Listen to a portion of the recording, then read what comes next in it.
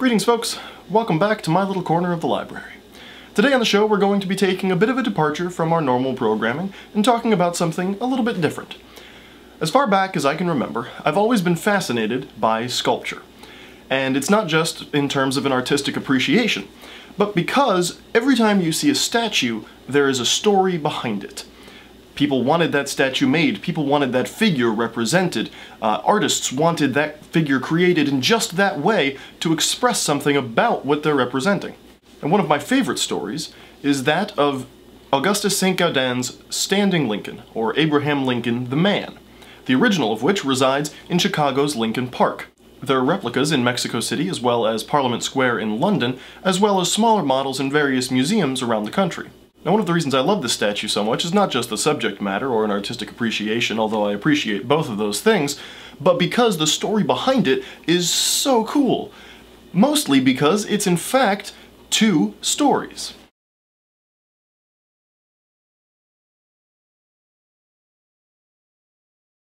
Leonard Volk was a Chicago sculptor in the middle of the 19th century.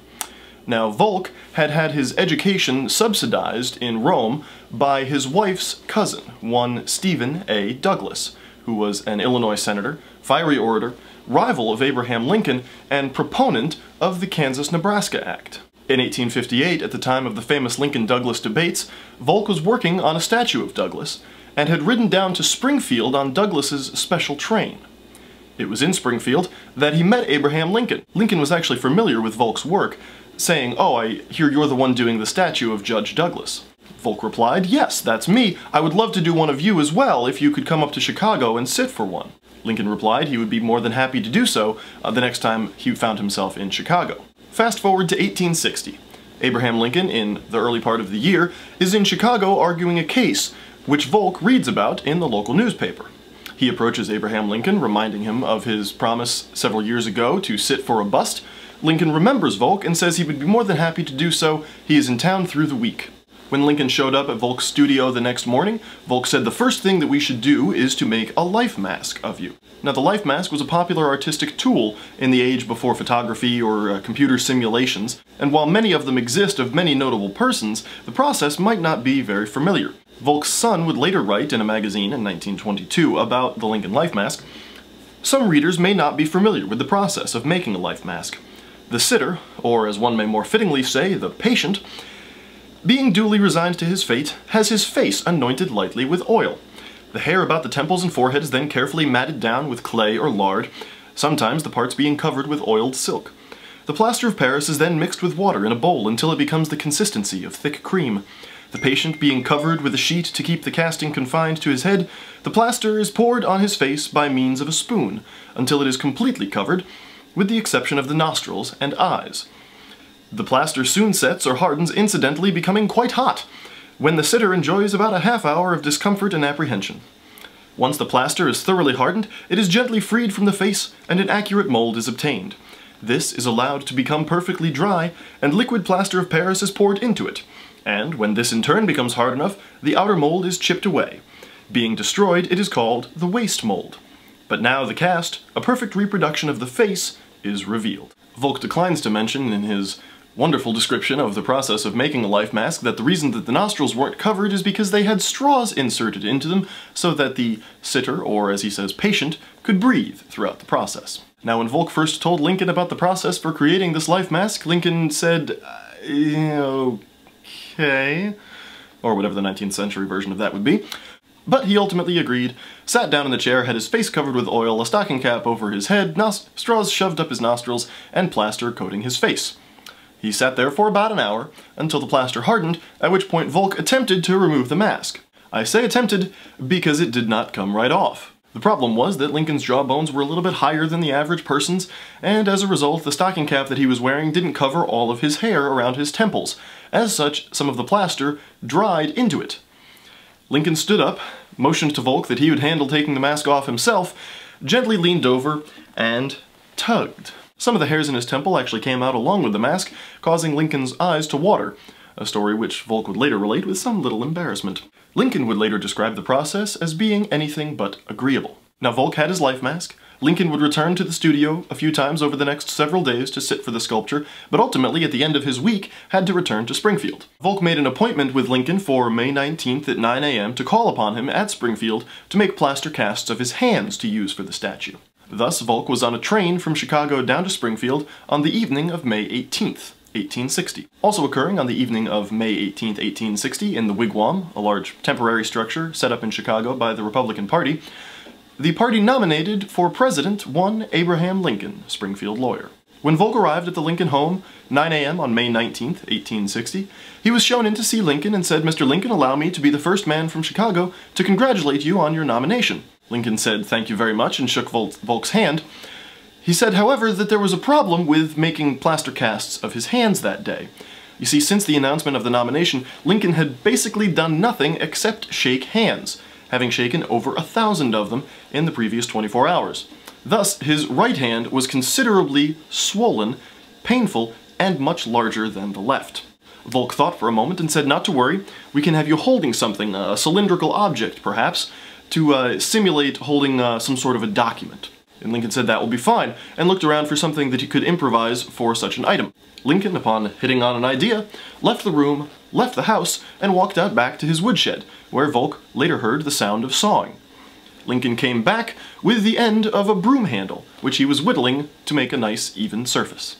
Volk, upon seeing the broom handle, thought it a fantastic idea, but said, "Oh, it's not necessary to make it that smooth. We can always take off the rough edges after the cast is made." Lincoln looked somewhat forlorn and said, "Oh, well, I just thought it would be nice." Volk cast Lincoln's hands, went away, and came back later with a cabinet bust of Abraham Lincoln to present to Mrs. Lincoln. Lincoln, upon seeing the bust, said in his affirming way, "There is the animal himself." Aside from making cabinet busts, Volk would later make a full-sized statue of Abraham Lincoln using the life mask and the hands that he had cast in Springfield that day to sit out in front of the Springfield State House. The statue is still there to this day. So what happened to the original casts of the life mask of Abraham Lincoln?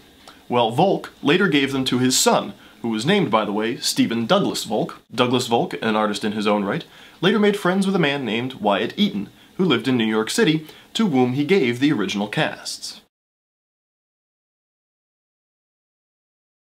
We fast forward a few years and move up to Chicago. In 1884, a prominent Chicago businessman named Eli Bates had just passed away, and in his will left a clause allowing $40,000 to be put aside for the creation of a statue of Abraham Lincoln. A group of Chicago businessmen came together to form a commission for the creation of the statue, and ultimately would sign a contract with up-and-coming artist Augustus Saint Gaudens. Now, Saint Gaudens had recently risen to fame with the introduction of his statue of Admiral David Farragut in New York City, and eager for more commissions, sought the one for the Lincoln statue. The contract would be signed in November of 1884, and Saint Gaudens would commence work on the statue. He had set up a studio in Cornish, New Hampshire, which he was using as his base of operations for the creation of the Lincoln statue, as a friend promised him in the local area, "Sir, you will find here many Lincoln-shaped men," for models. Now, Lincoln had had a large influence on Saint Gaudens. He had actually seen Lincoln twice, once in 1860 in New York City, where Saint Gaudens was raised, as he was moving from Springfield to D.C. to take the inaugural oath, and once again in 1865, when he was making the reverse journey. When the Lincoln funeral train stopped in New York City, Saint Gaudens saw Lincoln's body lying in state in City Hall. By 1886, Saint Gaudens was well underway with the creation of the statue, modeling the body. However, for the expression, he was having trouble separating the legend that had been created of Abraham Lincoln from the man that Saint Gaudens remembered him being. However, luck would come to the rescue of Saint Gaudens. In November of 1886, Richard Watson Gilder, a New York editor, artist, and friend of Saint Gaudens, paid a visit to his friend, Wyatt Eaton, in New York City. Gilder noticed on a table in Eaton's library plaster casts of a life mask and hands of Abraham Lincoln, and inquired as to the story behind them. Eaton replied that they were the original plaster casts that Leonard Volk had made in Chicago in 1860. Gilder recognized two things. Thing number one, these plaster casts were very important to the national record and belong in a museum, such as the National Museum, later referred to as the Smithsonian, in Washington, D.C. And thing number two, that the mask could be used by his friend, sculptor Augustus Saint Gaudens, in his creation. Thus, Gilder set about to form a committee for the purchase of the original casts. He was to raise $1,500, and was able to get 30 individuals and 3 institutions to donate to the cause. As sort of an early Kickstarter, Gilder promised in return plaster copies of the original mask for the lower donation of $50, or copies in bronze for a higher donation of $85. The production for these life masks would be overseen by Augustus Saint Gaudens, who in his spare time might use the life masks for reference for his own statue of Lincoln. In 1887 in Lincoln Park in Chicago, Abraham Lincoln the Man, also referred to as the Standing Lincoln, by sculptor Augustus Saint Gaudens, was revealed. Abraham Lincoln II, Lincoln's grandson, was present to do the unveiling. In 1888, the original plaster casts of the life mask of Abraham Lincoln, as created by Chicago sculptor Leonard Volk in 1860, were presented on behalf of 33 subscribers to the National Museum in Washington, D.C., where they reside to this day. If you'd like more information on any of the stuff that we referred to today, I'll have some links down below in the description. There is a copy of the 1922 Magazine of History in which Douglas Volk wrote out an article using some of his father's reminiscences in the description of creating the life mask of Abraham Lincoln. Google has scanned a copy of that periodical, and thus it's available online. I'll put the link down below. Also, check out the New York Metropolitan Museum of Art for lots of history-related stuff. If you'd like more information on Saint Gaudens or the Lincoln Life Mask, be sure to check out their publication. It was one of their bulletins on the Augustus Saint Gaudens pieces that are in the Met. If you'd like more information on Saint Gaudens himself, I would highly recommend The Life and Works of Augustus Saint Gaudens by Burke Wilkinson. It's available. It's a very good book. Saint Gaudens was an interesting character, fascinating character. It's a really good New York story, just in the creation of the sort of age of Americana that he helped to spearhead. Well, that's about all for today. If you enjoyed it, and I hope you did, be sure to hit that thumbs up, give us a like down below. Also, hit that subscribe button on your way out. Thanks for stopping by. We'll see you next time.